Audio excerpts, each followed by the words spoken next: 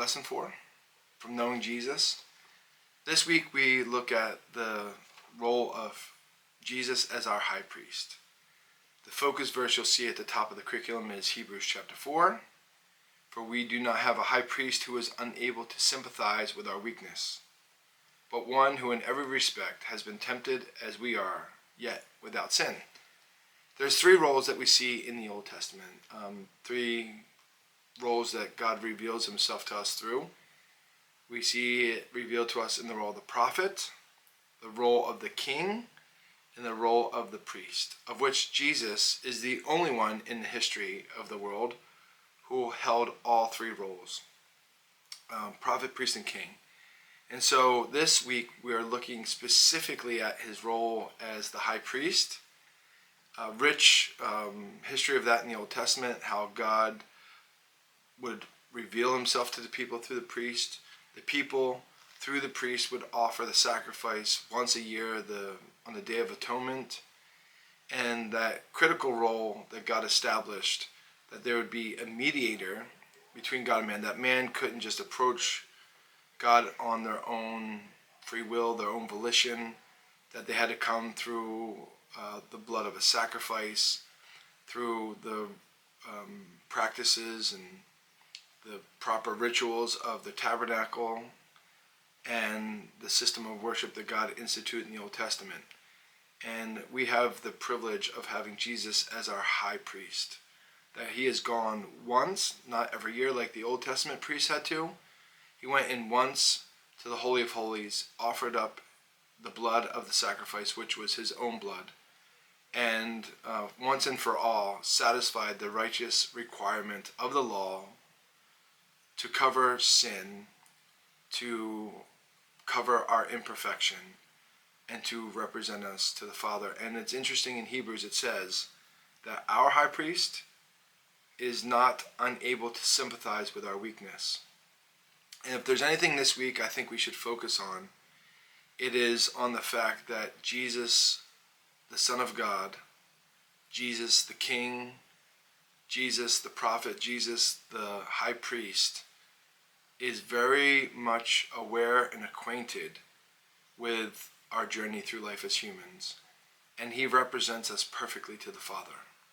And what consolation and comfort that is for a person like myself, and hopefully for you as leaders, and hopefully we can convey that to our students, that as we approach Jesus through prayer, that we are able to approach him because of his sacrifice, that we're able to have the expectation that the Father will hear us in prayer because of Jesus.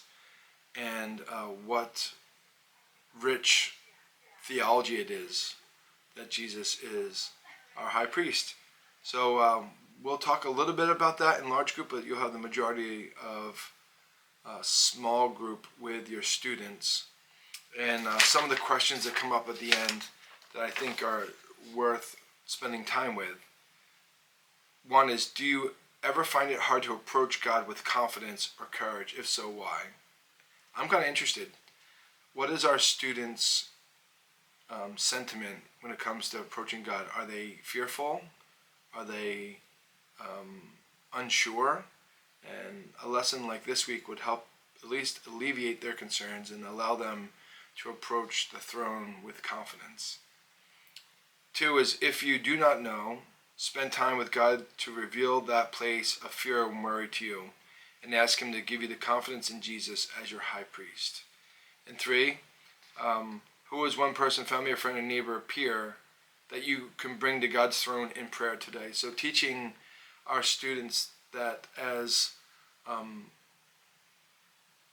lesser priests, as it were, before God, that, Peter says that we've been made a kingdom of priests, and that is, one is, once we have our relationship with Christ established, now we, on behalf of others, can offer our prayers on their behalf before the Father, and that we could represent our friends and our lost community.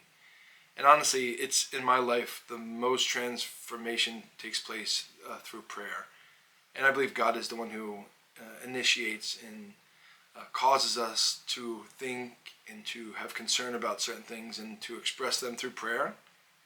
And as we pray about those things, opportunities arise, conversations are had, and we become, as it were, priests. We get to represent God to the people, especially not in a Roman Catholic way, but in a way that allows us to go into a non-believing world and to be the prophet, to speak on behalf of Christ, to declare the kingdom, and also to be the priest, as it were, to be the middleman, as it were, to bring people to Christ. So it's been on my strategic plan for student ministries is that our students would not only be students that would be growing in their faith, but also ones that would be secure in their faith.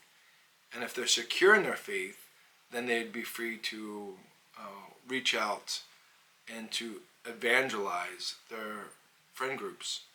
And I don't think that can take place until there's a security and a confidence in their own faith and the reality of that before they in turn invite others into that.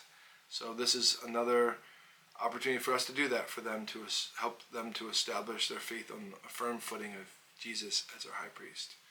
Look forward to seeing you guys Wednesday night, and my prayer is that your small groups would be the most impactful and that your time with them would be time well spent. See you tomorrow night.